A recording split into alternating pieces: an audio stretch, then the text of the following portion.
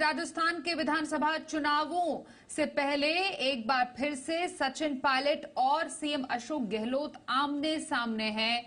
Pilot ने वसुंधरा सरकार में भ्रष्टाचार पर एक्शन न लेने के खिलाफ अपनी ही सरकार के खिलाफ आज अनशन शुरू कर दिया है।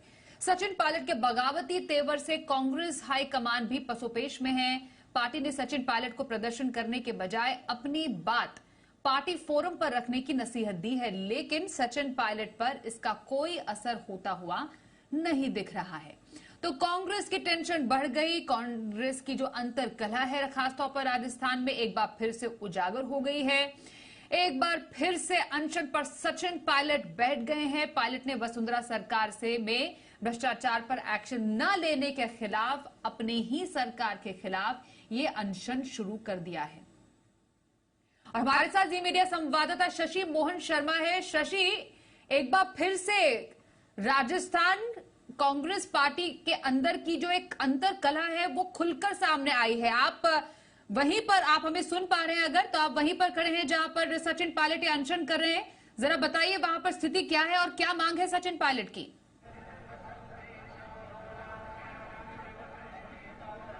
देखिए, यहाँ के हालात में बताऊं तो दिन भर सुबह 11 बजे से ये शहीद स्मारक कहलाता है, ये भरा हुआ था। अब ये शहीद स्मारक लगभग खाली हो चुका है। ये जो आपको मंच दिख रहा है जिसपे पीछे होर्डिंग दिख रहा है, जहाँ राष्ट्रपिता महात्मा गांधी की तस्वीर है और लिखा हुआ है वसुंधरा सरकार में हुए भ्रष्टाचार के विरुद्ध अनशन।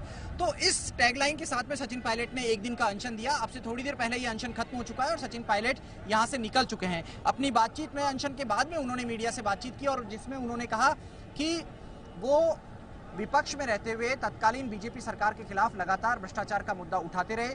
उनके साथ तब अशोक गहलोत जो अभी प्रदेश के मुख्यमंत्री हैं, उन्होंने भी यह मुद्दा उठाया था और सरकार में आने के बाद उन मुद्दों पर जांच नहीं हुई। यही मांग सचिन पायलट की थी कि तत्कालीन सरकार के भ्रष्टाचार के खिलाफ जांच क्यों नहीं हो रही। पायलट ने यह भी कहा कि उन्होंने पत्र लिखा 2022 में, मार्च 2022 में, अब से तकरीबन 1.25 साल पहले एक पत्र लिखा जिसका जवाब नहीं आया। नवंबर में रिमाइंडर दिया, फिर जवाब नहीं आया और अब जाकर वो एक दिन का अनशन कर रहे हैं जिससे सरकार चेते और तत्कालीन बीजेपी सरकार के जो भ्रष्टाचार के कथित मामले हैं उनकी जांच कराई जा सके। हालांकि पार्टी आलाकमान ने इस अनशन से 12 घंटे पहले ये कह दिया था कि ये पार्टी विरोधी गतिविधि माना जाएगा। अब सचिन पायलट से जब पूछा गया कि पार्टी इसको संगठन विरोधी गतिविधि क्यों मानती है, तो उन्होंने कहा कि उनकी जानकारी में ये मामला नहीं था, क्योंकि जब वो सुबह अनशन के लिए आ रहे थे तब उन्हें इस चीज़ की थोड़ी बहुत जानकारी आई कि पार्टी कुछ कहना चाहती है इस विषय पे। लेकिन उन्होंने कहा कि यह पार्टी से जुड़ा विषय नहीं था।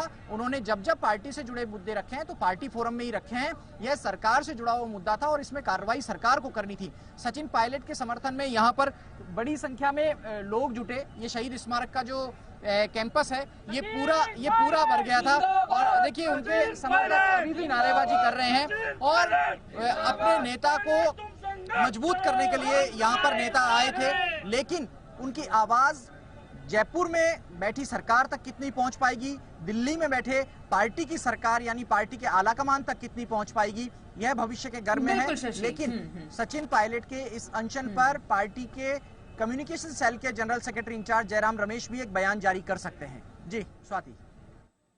बिल्कुल बिल्कुल, धन्यवाद आपका शशि इस ताजा जानकारी के लिए। तो पोस्टर में आप साफ देख पा रहे थे महात्मा गांधी की तस्वीर तो थी, पर पोस्टर से राहुल और सोनिया गांधी की तस्वीरें नदारद रही। तो चलिए आगे क्या अपडेट रहता है शशि, आपसे आगे भी जानेंगे। फिलहाल धन्यवाद।